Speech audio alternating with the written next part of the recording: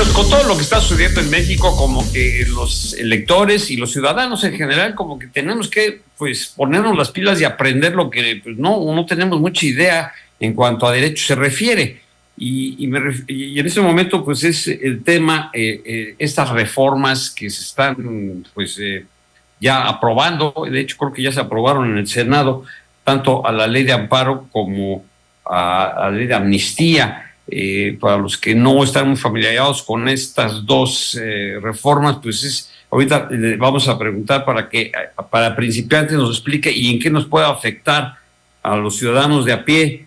Ella está con nosotros y agradecer mucho a la licenciada maestra de la Escuela Libre de Derecho, Claudia Aguilar Barroso, además experta en Derecho Constitucional. Cuando se dice Derecho Constitucional, como que ya la Constitución está bastante golpeada, abollada y pues medio parchada, ¿no? A gusto sobre todo de un partido que es el aplanadora como antes era el PRI.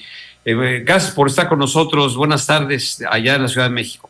Muchísimas gracias por la invitación, al contrario, y pues sí, creo que empiezo con esto último que dices, que la Constitución está parchada. Esta mañana estaba en una conferencia en un seminario en el Estado de México, y justamente un expositor decía que llevamos hasta la semana pasada 720 y tantas reformas constitucionales, ¿no? Y obviamente lo comparaba con las enmiendas a la Constitución de Estados Unidos, y bueno, otra serie de cosas. Pero creo que empiezas bien hablando de dos reformas muy importantes, más que importantes, muy controvertidas, que se dieron, empezaron la semana pasada con dos iniciativas de estas que se denominan Express, que pasan como bolas rápidas en el Senado, ambas iniciativas además presentadas por el senador Ricardo Monreal, que hacen que, bueno, pues presuntamente en el debate, pues normalmente tienen como un halo protector del doctor en Derecho, gran parlamentario, que sesga también mucho los debates, ¿no? Entonces, si quieres, vamos en orden, hablemos de las dos, porque creo que las dos son muy relevantes. Tú eres experta, tú te seguimos. Entonces, si quieres, muy rápidamente, porque son dos temas que nos dan para mucho, entonces, cuantas veces sea necesario. La primera tiene que ver con una reforma muy específica, algo que parece muy técnico, que lo es, que es el amparo. Pero ¿por qué es técnico? Porque hay una discusión que lamentablemente tanto en el foro como entre la ciudadanía en general se están confundiendo los conceptos, ¿no? Esta reforma que plantea el senador Monreal, podemos lo que sí significa y lo que no. Es una propuesta que se aprobó, como bien señalabas, el día de ayer ya por el Senado, es decir, esto ya pasa a diputados para ser discutido y seguramente aprobado en próximos días, que únicamente implica la modificación a dos artículos y realmente se refiere solamente a una figura muy importante, pero solo una figura dentro del amparo, que es la figura de la suspensión, también conocida como una medida cautelar, una medida como existen en otros procedimientos, pero en el amparo, la verdad, la suspensión, por la naturaleza del juicio, de lo que se trata y que lo que protege son los derechos humanos de las personas, ¿no? De los gobernados, entonces se vuelve mucho más importante, sobre todo a la luz de lo que puede llegar a durar, digamos, en lo que se tramita de fondo un amparo. En promedio, un juicio de amparo se tarda entre 1 o 2 años en estar resuelto en definitiva, y por eso las suspensiones, el que las cosas en una primera medida puedan tener un efecto, digamos, de conservación, de que las cosas se queden en el estado que están, y a partir de la reforma de 2011 en materia de derechos humanos, también se le reconoce expresamente la posibilidad de que, pues, si hay una apariencia del buen derecho, cuando el quejoso aparentemente le asiste la razón, y la persona juzgadora recibe una demanda y dice, ay, yo la reviso, hago mi tarea y me doy cuenta que puede que tenga razón. Esta persona que dice que le clausuraron su negocio me acaba de presentar su licencia, sus permisos, digamos, todo parece que está en orden. Entonces, aunque yo me voy a tomar mucho tiempo en resolver la controversia, mientras hago esto, le voy a dar la suspensión y le voy a decir que pueda seguir funcionando. Ese es un ejemplo muy sencillo, ¿no? De una suspensión y de por qué nos afecta a todos. ¿Qué es lo que pasa con el caso de la reforma que propone Monreal? Toca dos artículos. Uno es un artículo donde dice la ley de amparo en qué supuestos no te pueden las personas juzgadoras dar la suspensión. Y básicamente, digamos que son muchos supuestos, son 13 supuestos que consagra la ley, donde te dice, oye, en estos casos debes privilegiar el interés social y el orden público y no procede la suspensión. ¿Por qué? Porque puedes afectar los precios, puedes afectar la libre competencia, ¿no? Puedes hacer que se propaguen enfermedades. Entonces, obviamente, en esas lógicas, las personas juzgadoras no conceden el amparo. Pero ahí hay un candadito y al final del párrafo dice, sin embargo, cada juez, cuando reciba una causa, puede decir, en este asunto específico, si yo no le concedo la suspensión, voy a generar más afectaciones al interés social, ¿no? Entonces, pueden conceder incluso en esos casos la suspensión. La reforma de Monreal, que se acaba de aprobar, desaparece esta posibilidad de los jueces porque desaparece este último párrafo. Si me preguntas en la práctica, ojalá este artículo lo hubieran aplicado los jueces. Que yo sepa, nunca aplicaron esta facultad. ¿No? Realmente en eso son muy, muy cuidadosos, muy meticulosos. Aquí están las normas oficiales mexicanas, ¿no? Y no conceden las suspensiones. El otro problema viene en una adición, en un párrafo donde lo que dicen es, oye, si el amparo es en contra de normas generales, leyes, decretos, circulares, ¿no? Es decir, y alguien se va al amparo, entonces el juez no puede conceder una suspensión con efectos generales. Y por eso ha sido tan debatido, tanto ruido, y se confunde que si ya no van a proceder los amparos, que si ya no vas a poder impugnar las leyes. Y lo malo es que de verdad lo confunden desde el propio debate. Entonces, la reforma toca solamente la suspensión y sí trae por efecto limitar los efectos de las suspensiones que pueden otorgar los jueces, ¿no? Primero con el 129, que restringen qué casos, y en el resto, decir, no te puedo dar efectos generales.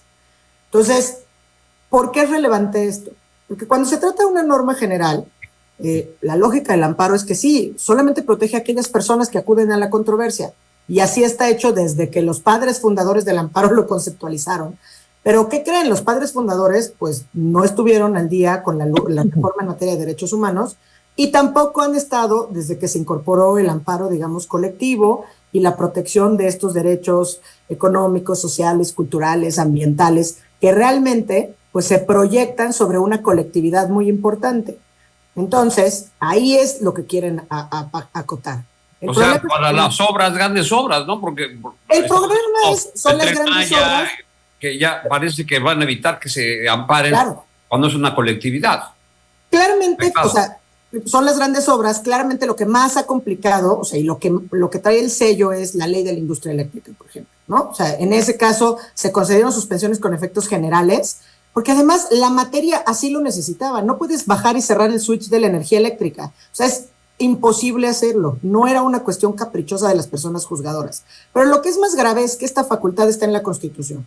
Entonces, es una reforma regresiva, es una reforma que se trata de ponerle a las personas juzgadoras, digamos, limitarles la libertad en el ejercicio de sus funciones, libertad que, dicho sea de paso, está consagrada y protegida constitucionalmente, no solamente en el artículo 107, que es el fundamento de la ley de amparo, sino también en el artículo 1, y esto garantiza, digamos, la independencia judicial. Entonces, este es el cambio más relevante, este es el que es preocupante, y como bien dices, es para que cuando se reclaman normas por parte de los quejosos, la medida cautelar no pueda beneficiar a más personas, ¿no? Se prohíbe dictar suspensiones con efectos generales cuando estamos frente a amparos promovidos contra normas o leyes.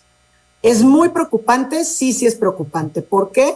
Porque hay muchos juicios contra normas generales, pero no son muchos los juicios donde se otorgan este tipo de suspensiones. O sea, el mensaje que se parece mandar desde las discusiones o del partido en el poder o de esta mayoría de Morena es como que vamos a poner estos frenos generalizados porque estas suspensiones se conceden todos los días. Lo cierto es que no, son suspensiones que se han concedido en ciertos supuestos muy específicos, precisamente por la naturaleza de los derechos que están ahí, ¿no? La ley de la industria eléctrica es un ejemplo. Si no se hubieran generado mayores distorsiones en la industria, solamente ahí sí, si una empresa, entonces hubiera tenido un beneficio que genera distorsiones, ¿no? Entonces, eso es muy importante.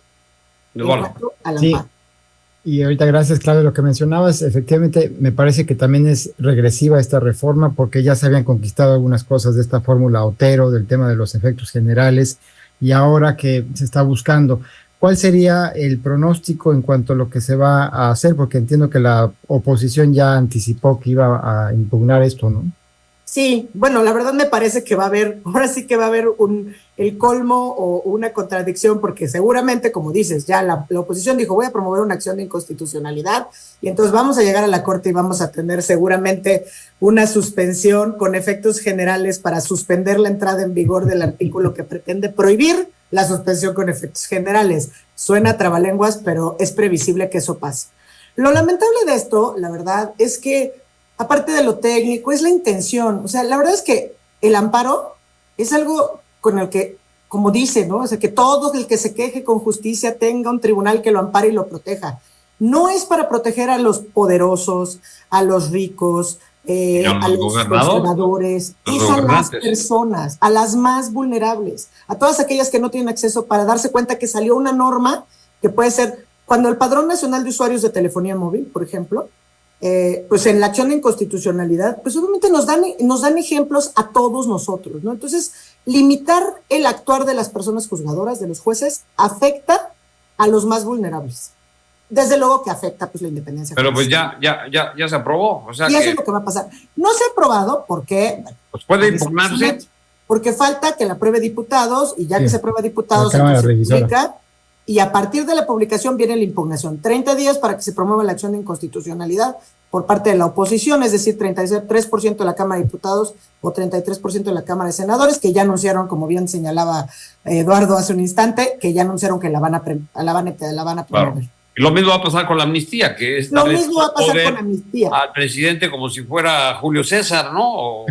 Que son de las grandes paradojas, ¿no? Uno oía las intervenciones, por ejemplo, ayer de Monreal diciendo, defiendan al legislador, defiendan al parlamentario, defiendan sus funciones, y se le olvidó que luego iba a aprobar la ley de amnistía, que justo lo que hace es delegar las atribuciones que tienen como parlamentarios en el Poder Ejecutivo, porque lo que están haciendo es dotar de facultades a la persona titular del Poder Ejecutivo para que le dé amnistía, digamos, de manera indiscriminada, se puede decir, a cualquiera que aporte. Sí, si les interesa obtener información supuesta, valiosa, a un criminal que acaba de descuartizar a 4 personas, pues tú dime la información que tienes y te dejo libre. Y al revés, te voy a meter al bote si no me das esta información. O sea, le dan un poder absoluto y dictatorial al Ejecutivo.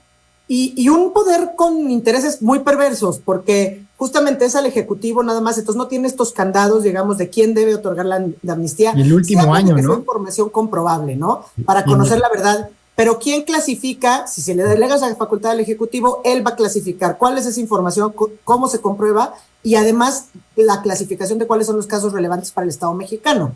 En la ley de amnistía que se aprobó recién iniciado este sexenio, había pues muchas personas, incluso de la oposición, que la apoyaron y la vieron con beneplácito, porque era una ley que no delegaba estas atribuciones en el Ejecutivo y que justamente iba encaminada a proteger a las personas, digamos, más de grupos muy vulnerables en situaciones o comunidades que se habían visto por las circunstancias involucrados, por ejemplo, en el cultivo de amapola o en estas cuestiones.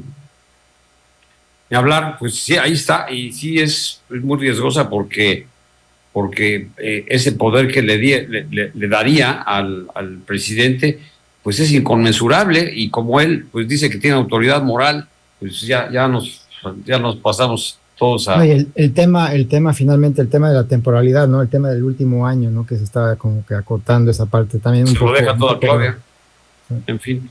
Pues me lástima que el tiempo se nos termina, pero ojalá podamos tener la oportunidad de volver a conectarnos para pues conversar sobre estos temas que son de interés nacional, y pues Los Cabos está en México también, y también nos interesa.